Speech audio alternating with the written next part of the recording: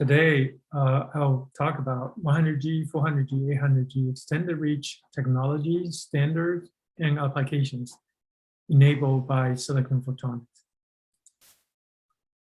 It's well documented that optical technology these days are driven by top cloud operators such as Alibaba, Amazon, Facebook, Google, and Microsoft. Light counting is forecasting demand from these top operators from today to 2026. This transition is occurring from 100G to 400G, 800G at an increasing pace. And if we're looking at the transition from 100G to 400G to 800G, one of the key enabler is the single lane 100G optics. We are transitioning from 100G DR4, FR4 to a 100G DR1, FR1. On the other hand, 400G is transitioning from FR8 to 400G FR4. This is the inside data center portion of the technology. If we look at the long reach side, the optics is transitioning from 100G LR4 to 100G LR1 and 400G LR8 to 400G LR4. And these are backed by IEEE 802.3 standards, and this is covered fairly wide range of applications from 500 meters, 2 kilometers, and 10 kilometers. On the other hand, if we look at the 5G mobile network, this is another new technology is now widely deployed in the industry and around the globe. The mobile networks tend to require longer reach optics, and extended reach going to be one of the key requirements. And we'll take a moment to define what the reach is.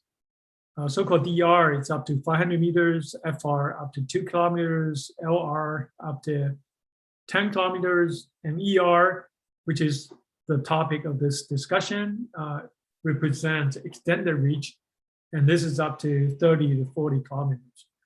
And then there is also a so-called ZR, which is really covers the 80 kilometer and above.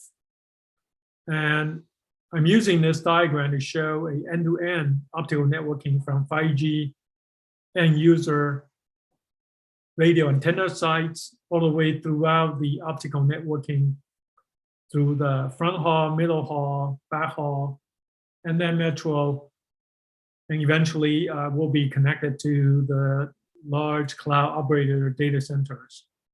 And throughout this network, different data rates will be required and different distance required, but it's clear in the 5G networks, a higher speed at a longer distance, over 40 kilometer and 80 kilometers are required to support this extensive optical networking requirements. If we're looking at how to extend 100G per lane to extend the reach, there is a 100G lambda MSA have recent activity defined the single lane 100G ER1. This is allow us to extend the single lane 100G optical technology to 30 to 40 kilometer reach. There's several benefits for 100G ER1. First of all, this is really strongly leveraged on 100G PAM4 components and DSPs. They are developed for data center application at high volume. And by leveraging this, we also reduced the lane count by 75% from the legacy 100G ER4. This is, will offer the benefits of lower cost, but also enable smaller optical modules, such as SFP5060D and SFP112. In addition, this is also support 100G serial host interface to match the switches and routers upgrades.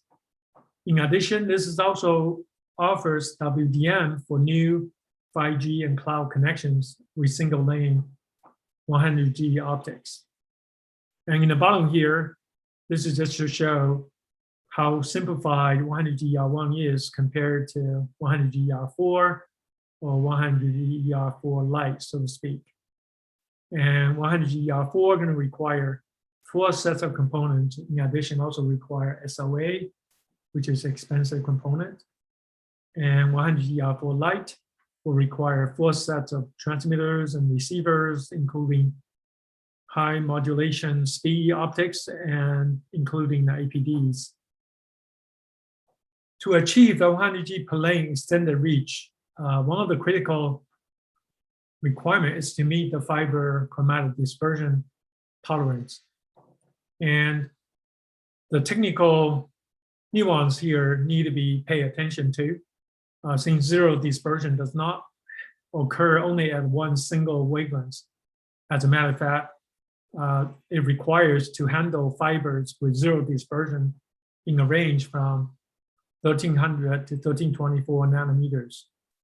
And in the picture here, I'm showing the ITU G652 document, which is really reflecting a survey results from multiple fiber vendors to provide the min and max chromatic dispersion of their single mode fiber. And you can see the distribution of zero dispersion point in the O band is anywhere between 1300 to 1324-ish. So in the ITU standard, the dispersion range then is defined by taking the slope of the dispersion and then also consider the zero dispersion point. So you come up with this formula for minimum and maximum over the distance. The other important factor to consider is what is the dispersion tolerance at 53 gigabaud PAM4 modulation. Here we're just taking a typical EML type of transmitters widely used by the industry. And this is a presentation by Yu Xu from Huawei presented to IEEE 802.3 CU task force meetings. And this is showing with different chirp factors, which is actually very common in EML type of transmitter, the dispersion penalties over a range from -60 to +37. That's the range is acceptable with a reasonable amount of dispersion penalties, quantified here by a 2.7 dB as a tolerable range. And this is give us the framework to consider what kind of wavelength channels need to be considered to meet this compliance of dispersion tolerance. Now we are taking this graph to look at what the maximum dispersion and minimum dispersion within this range, what kind of wavelength range can be used in 40 kilometer SMM fiber. And here you can actually see by the red lines in the horizontal box, which indicating the dispersion range from -60 to +37, and then intercept with the maximum and minimum dispersion line supported by the ITU formula we just presented. And the intersection point is basically give you the wavelength range. If you're looking at the range between the min-max, this is actually will just give you a single wavelength range from basically 1308 to 1310 nanometers, allow you to stay within the dispersion tolerance range.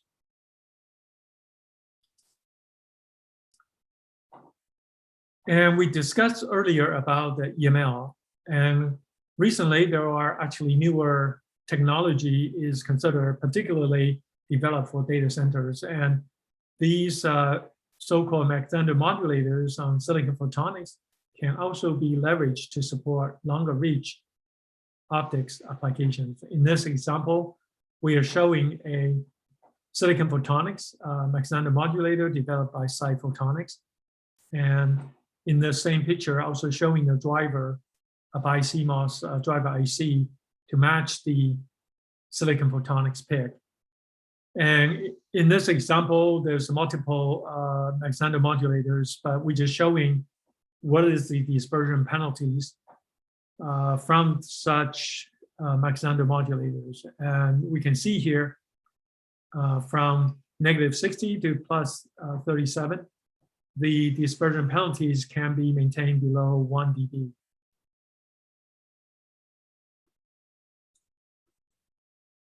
The other key componentry to technology to support extended reach optics is a high sensitivity receiver at a high baud rate.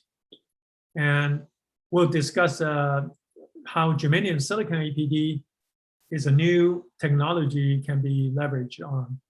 And germanium silicon APD have gained a very broad market adoption from 25G plus applications recently for 5G front-haul type of applications. There are several benefits. Germanium actually had a very broad absorption range from 800 nanometer to 1550 nanometer. And silicon itself has a superior avalanche gain noise properties. By combining germanium silicon with CMOS process, allow us to gain both competitive performance, but also competitive in cost. So in the last few years, over 10 billion device hours have been deployed for 25G plus germanium silicon APDs. And we are showing here the Sifotonics ramp-up curve for the last few years. And recently, we also developed a 53 gigabaud germanium silicon APD explicitly for 100G PAM4 applications. And here we are showing the red dots and lines, basically showing we can extend the sensitivity from the green, which is a pin diode. We can basically gain about 6 dB to extending from -10 to -16 dBm in optical power sensitivity. And here we actually show an actual transceiver developed with germanium silicon APD receivers. And we actually tested over 0 to 70 degrees C with 36 transceiver samples. And this is actually tested over 40 kilometers of single mode fiber. And you can see we can meet the 100G lambda MSA defined 100G ER1-40 requirement. And since we already achieved single lane optics going extended distance, we can now offer a so-called NWDM variant, which allow us to extend to multiple wavelengths since we already achieved single lane 100G. In this case, we can offer 8 wavelengths over a single fiber with 400 gigahertz channel spacing, and wavelengths range from 1295 to 1311 nanometers. This channel spacing compared to LAN-WDM is cut down by 50%, so going from 800 gigahertz to 400 gigahertz. This allows us to offer a low latency, low power, low cost application versus coherent. For application-wise, we can actually find good application in 5G front-haul. This actually offers customer an option to have 4x100G upstream and 4x100G downstream over a single fiber. And there's sufficient link budget to support over 20-kilometer transmission with multiple add drop filters at our EU side. In addition, this 100G ER1 transceiver also offers extended temperature range for outside plant radio unit installation applications. And I'll move on to a new type of 400G extended reach. This is also supported by 100G lambda MSA. This is to extend the single 100G optics, single lane 100G optics to 400G reach over 30 kilometers. The benefit from offering such new 400G extended reach is, first of all, we again leverage on 4x100G PAM4 components, DSPs already developed for data centers. In this case, we reduced lane counts by 50% from 400G ER8. And this is much lower complexity and much lower cost versus coherent ZR type of optics. And this is also supports 100G serial host interface upgrades by switches and routers. And since we now already offer 100G ER1 NWDM, we can offer an additional benefit with the breakout applications.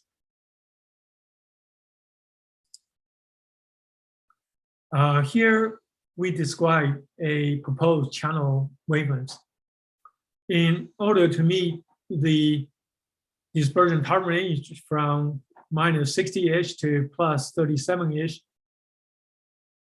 dispersion range, we basically need to choose the wavelengths within this dispersion tolerance range. So as a result, the proposed wavelength channels are from 1304 to 1311.05. And these channels happen to be with a 400 gigahertz channel spacing. And again, leverage on the LAN WDM channels already exist. We simply adding additional 2 channels in between LAN WDM and achieving a total of 4 channel optics with 400 gigahertz channel spacings by supporting the dispersion range within tolerance. And we can further extend the extended reach to 800G. In this case, we recently proposed 800G ER8 to IEEE beyond 400G study group. And this proposal, again, leverage on the specification already developed for the 100G and 400G extended reach, but now we need to confine the channel plan further reduce to 1302 nanometer to 1310 nanometer with 200 gigahertz channel spacing. However, to meet the extended reach applications in this case, considering the dispersion versus the wavelengths, we need to extend the negative dispersion to negative 85 picosecond per nanometers. And this new proposal is still under consideration by the IEEE Beyond 400G study group. Now we are looking at the extended reach solutions, compare the IMDD, NRZ, IMDD, PAM4, and coherent detections. We further map out the data rates in the bottom, and then vertical axes indicating what the transmission distance is. The dashed line basically indicating what the extended reach optics is confined to. And here we can basically see below 800G, most of the applications can be supported by IMDD, but going higher speed and longer distance, increasingly coherent detection will start to play key roles. And in particular, at 800G, the industry is now actively discussing where the boundary is between IMDD and PAM4, IMDD and coherent detections. And this could be one of the battlegrounds right now. The industry is currently under discussion. In this chart, we are showing what the IMDD pros and cons versus coherent detections. From modulation format, IMDD can be modulated with NRZ and PAM4, and coherent detection currently has several options, including QPSK, 8-QAM, 16-QAM, etc. Optical component complexity point of view, IMDD is a lot simpler and coherent detection is more complex. From receiver amplification technology point of view, IMDD can use APD, so-called avalanche photodiode, or you can use semiconductor optical amplification plus PIN. For coherent detection, we basically use optical local oscillator as an amplification. From dispersion tolerance point of view, IMDD is relatively limited. Coherent detection with a more powerful DSP is more scalable. And this is obviously leading to a simpler DSP for MDD, but fairly complex DSP for coherent detections. From latency point of view, MDD is much lower in latency, usually in the 100 nanosecond range, and coherent detection tend to use more complex full error correction and other processing. So the latency is much higher, typically is 5 microseconds or up. And from power dissipation point of view, MDD is much lower and coherent detection is much higher. If you're looking at the bandwidth scalability technology point of view, MDD tend to use increased baud rate and multiple optical channels. For coherent detection, it can use the combination of baud rate plus IQ modulation plus polarization mux, and then can also use multiple channels. From spectral WDM efficiency point of view, MDD is much lower efficiency. Coherent detection, since you can use the IQ modulation and pole mux, you can actually achieve much higher spectral efficiency. And compared to cost, MDD tend to have lower costs and coherent detection tend to have higher costs. In summary, MDD is simpler, lower latency, power costs, but with limited efficiency in reach and WDM. Coherent detection, on the other hand, is more complex, higher latency, higher power costs, but supports longer reach and more efficient WDM. I would like to also comment the importance of latency for 5G front haul. 5G, one of the key attributes for 5G is it supports the so-called URLLC. This is actually ultra reliable, low latency communications. This is actually require less than 50 microsecond front haul latency. URLLC supports remote surgery, smart transportation, factory automation, gaming, etc. These are the emerging new applications supported by 5G. In this case, we should also look at the fiber latency is around 5 microseconds per kilometer. So that means for 10 kilometers, the limitation already 15 microseconds. So optical transceivers should not add much more significant latency since the fiber latency already at 50 microseconds over 10 kilometers.